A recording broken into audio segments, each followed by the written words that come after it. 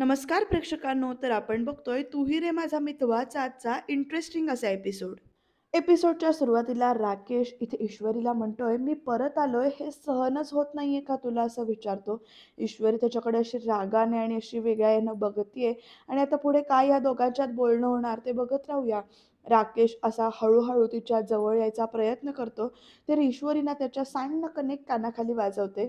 जे ईश्वरीने खूप आधी करायला हवं होतं, पण तिने आत्ता केलंय, असं आपण पुढे बघूया काय घडणार आहे ते. तर इथे राकेशच्या तिने कानाखाली वाजवले, एक नाही दोनदा ती वाजवते. राकेश लगेच ते कानाखाली मारलेला हात, जो गालावर मारलेला हात आहे, तो असा घेतो आणि तो काय करतो बघा, तर तो हात तो असा आपल्या ओठाजवळ नेतो आणि त्याची अशी छोटीशी अशी किस घेतो, इकडे पापी घेतो आणि म्हणतो, "प्रेमाचा पहिला स्पर्श." तुझ्यासारखा नीच माणूस ना या जगात शोधूनही सापडणार नाही. असं इकडे ईश्वरी रागाने त्याला बोलते आणि म्हणते, "अरे माणूस नाही, सैतान, सैतान आहेस तू सैतान." आणि मग त्याच्यानंतर ना राकेश बघून हसतो ईश्वरीकडे. ईश्वरी पुढे म्हणते, हे असे खोटे चेहरे घेऊन वावरता तुम्ही लोक आणि मग आमच्यासारख्या मुलींचा, साध्या भोळ्या मुलींचा विश्वास बसतो तुमच्यावर. अरे स्वतःच्या साध्या भोळ्या बायकोला फसवतोयस, मला फसवायला निघाला होतास आणि अजून किती मुलींना फसवलं असशील काय माहिती. तर लगेच राकेश म्हणतो ॲटिट्यूडमध्ये, बऱ्याच मुलींना फसवलंय म्हणून. आणि प्रेक्षकांनो ईश्वरी म्हणते, तुझ्यासारख्या माणसाला ना नरकात सुद्धा जागा मिळणार नाही, एवढी पापं केली आहेस तू. तर राकेश ना हसतोय नुसता. तर लगेच, साधा भोळा मेहनती प्रामाणिक बनून या माझ्या आईबाबांनी तुझ्याशी लग्न ठरवलं होतं माझं आणि तू काय केलंस, फसवत होतास तू आम्हाला, नाटकं करत होतास तू समाजसेवेची, कशासाठी? तर लगेच राकेश इथे म्हणतो, तुझ्यासाठी. आणि ईश्वरी त्याच्याकडे ना आता आणखीन रागाने बघत राहते. राकेश पुढे म्हणतो, आवडली होतीस तू मला, आपलं करायचं होतं तुला. नाही, तशा तर बऱ्याच मुली आवडल्या होत्या मला, पर मेरे इंदोरी जिलबे की बात ही कुछ और है, असं म्हणतो इथे राकेश निर्लज्जासारखा बोलत उभा आहे तिथे ईश्वरीशी कळ काढत. तर ईश्वरी म्हणते, अंजलीताईंचा नवरा नसतास ना तर पोलिसात दिलं असतं तुला, पोलिसात. पण नाही हां. आता ईश्वरी म्हणते, "पण नाही, मी अशी गप्प बसणार नाहीये. मी मी सगळ्यांना जाऊन सांगणार आहे, तू काय आहेस ते. राकेश म्हणून सगळ्यांना कसं फसवतोयस तू, हे मी सगळ्यांना जाऊन सांगणार आहे आता. तुझं खरं रूप मी आणणार आहे सगळ्यांसमोर." असं इथे ईश्वरी राकेशला धमकी देऊन सांगते आणि राकेश बघा कसा बघतो ईश्वरीकडे आणि आता तो पुढे काय बोलतोय ते बघा.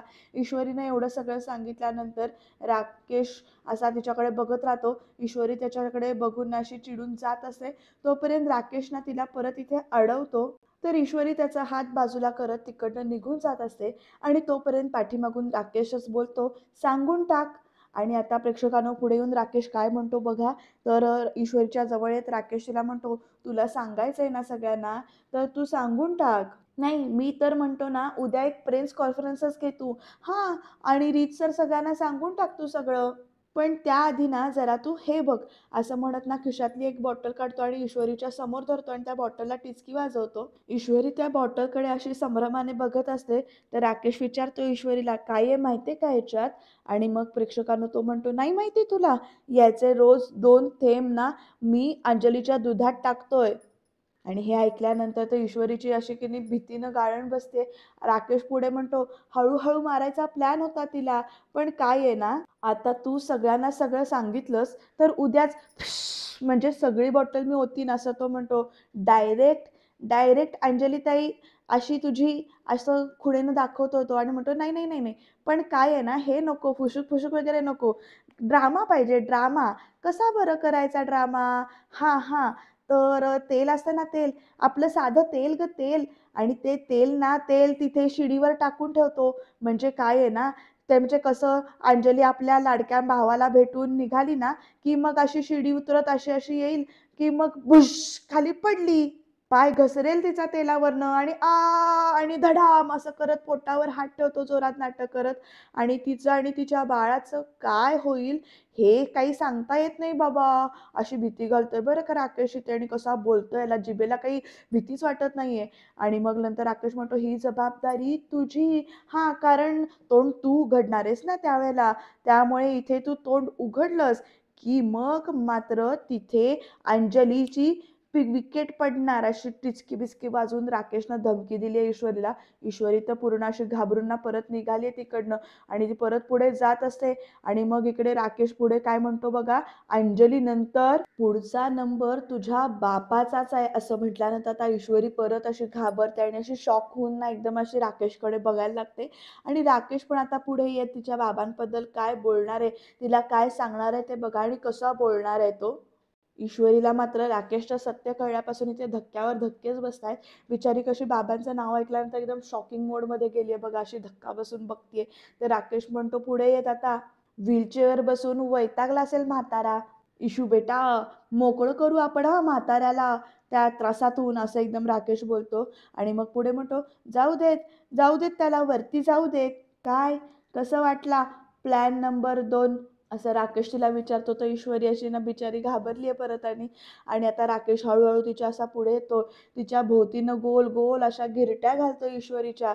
आणि ईश्वरीच्या पाठीमागून म्हणतो, वाटतात तेवढ्या गोष्टी सोप्या नसतात हो ईश्वरी, असा असा धमकी देतोय तो. आणि मग प्रेक्षकांनो परत तिच्याकडे असा वेगळ्या नजरेने बघतो आणि म्हणतो, काय काय केलंय मी तुम्हाला आपलं करण्यासाठी, पदोपदी खोटं बोललोय.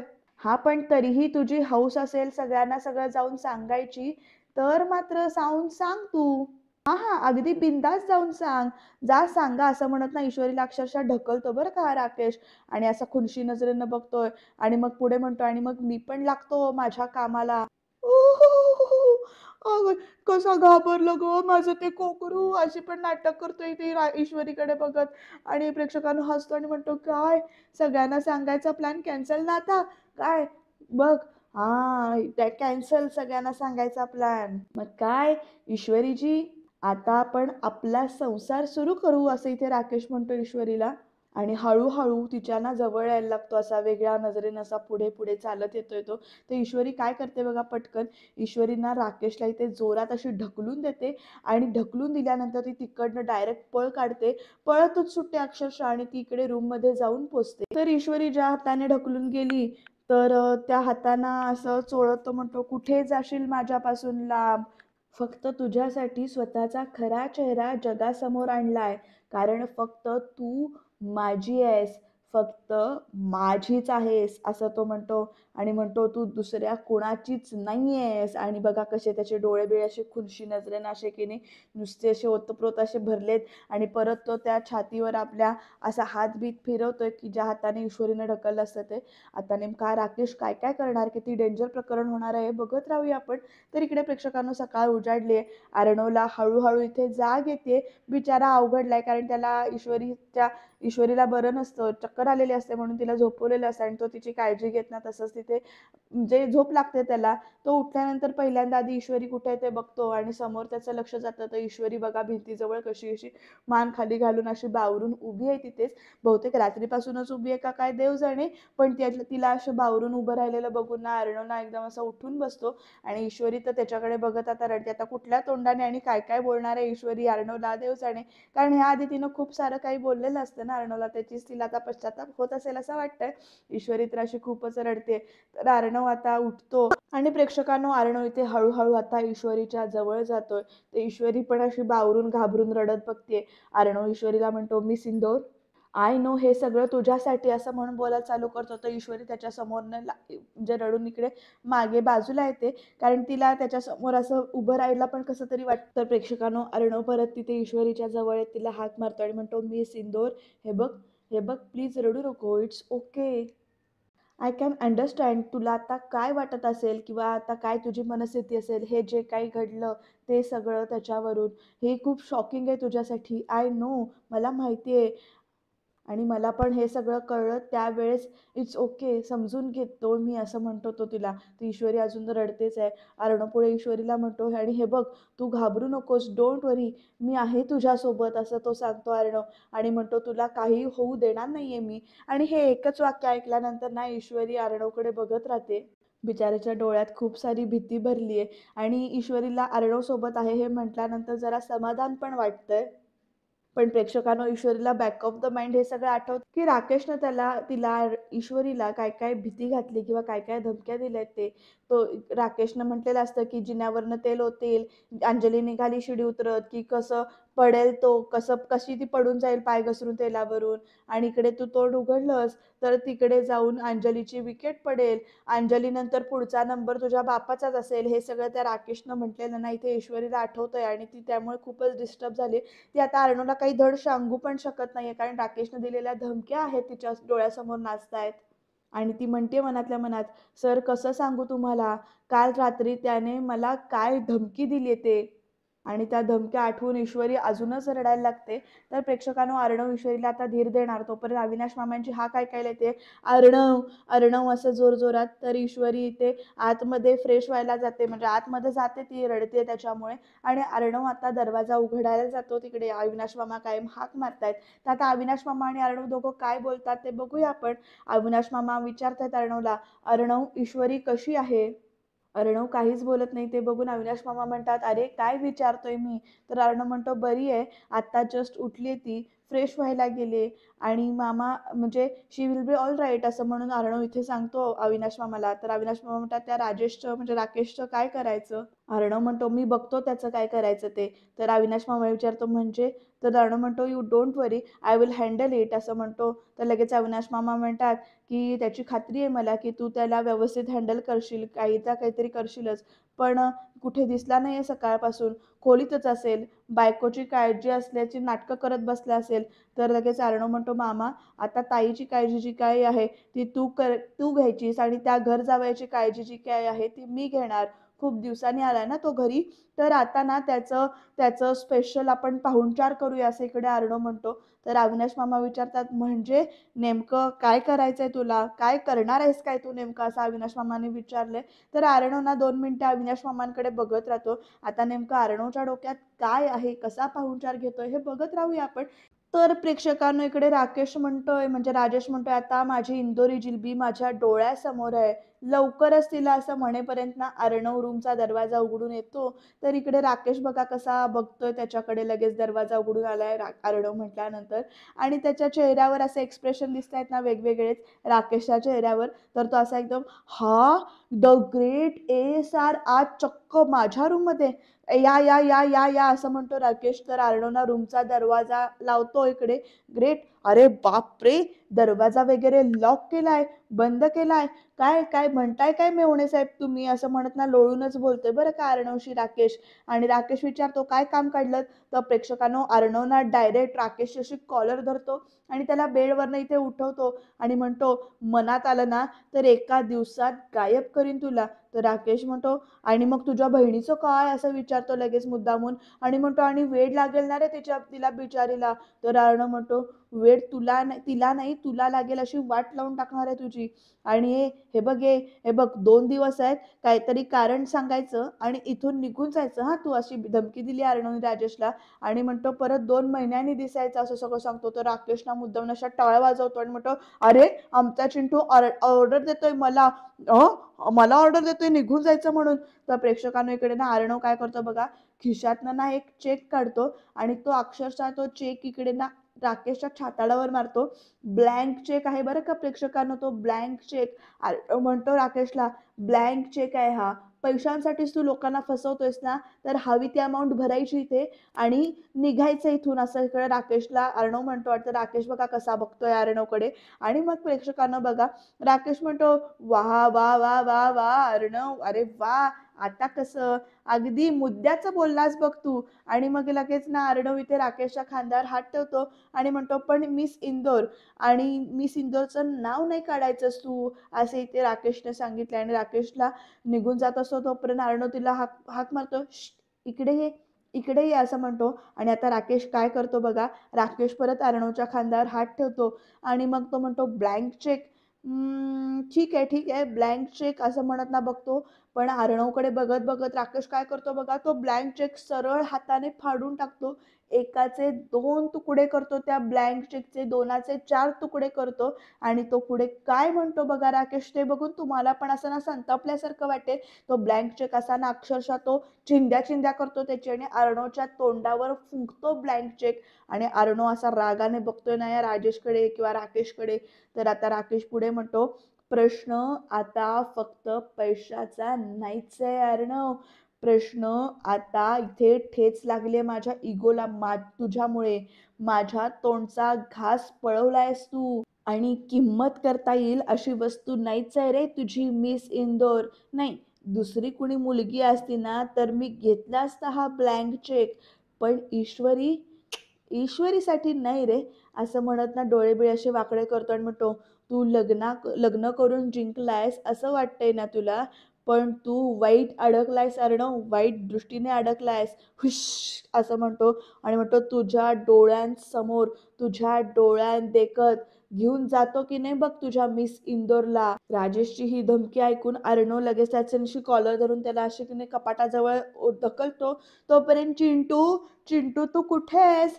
चिंटू, चिंटू कुठे आहेस?" असा अंजलीचा आवाज येतो. त्यामुळे ना इकडे अर्णव कॉलर सोडून देतो राजेशची आणि म्हणतो, "छे, काही ड्रामाच होत नाहीये इथे. राहिली परत मारामारी. आली तुझी बावळट बहीण." असं इथे राजेश म्हणतो. परत अर्णव तिच्याकडे असा ना रागाने बघतो राजेशकडे. तर राजेश म्हणतो, "श्श, श्श, काय काय? No drama, no fighting, no drama. Chintu going. Bye bye Chintu, bye bye Chintu." असं इकडे ना मुद्दामून राजेश नाही ते चिडवतो अर्णवला. आणि प्रेक्षकांनो आता बघा पुढे काय घडणार आहे ते.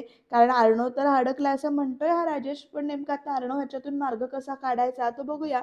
तर इकडे अंजली सांगते, "अनिताताई तुम्ही आज फक्त पोळ्या बनवा. जेवणाचं आणि नाश्त्याचं सगळं मी बघणार आहे." तर वल्लरी येत म्हणते, "अरे वा, जावई बापू आल्यावर सकाळी सकाळी एकदम किचनमध्ये अंजली." तर अंजली म्हणते, "अगं आज जरा त्यांना घरचं जेवण मिळेल ना, नाहीतर इथे गावामध्ये त्यांचे किती जेवणाचे हाल झाले असतील."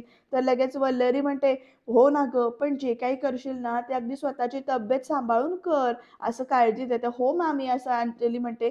तर लगेच ईश्वरी आली आहे तिथे आता प्रेक्षकांनो. अंजली म्हणते, "अरे आलीस तू? गुड मॉर्निंग," असं वगैरे म्हणते. "आणि कसं वाटतंय ना? बरं-बिरं वाटतंय ना तुला?" तर अंजली म्हणते की अंजलीने म्हटल्यानंतर ईश्वरी म्हणते की "हो." तर अंजली म्हणते, "आज नाश्ता आणि जेवण ना सगळं स्पेशल असणार आहे." तर वल्लरी म्हणते, "अंजली, अगं जावई बापू आल्यानंतर उत्साह अगदी तुझा ओसंडून वाहतोय." तर अंजली पण म्हणते, "इतक्या दिवसांनी आलेत ते, तर उत्साह तर असणारच ना मामी." तर अंजलीच्या एकदम लक्षात येतं ईश्वरीकडे बघत असताना, "अगं, अरे हो, हो, तुमची तर भेटच नाही आहे अजून. तुम्हा दोघांची भेटच झाली नाहीये." तर लगेच वल्लरी पण ईश्वरी कडे असं वेगळ्या नजरेनं बघते. अंजली पुढे म्हणते, "अगं, तुमचं लग्न झालं ना नेमकं त्याच दिवशी यांना अर्जंटली जावं लागलं. त्यानंतर काल आलेत हे." असं इकडे अंजली आपल्या नवऱ्याचं कौतुक सांगते आणि म्हणते, "आता भेटशील त्यांना.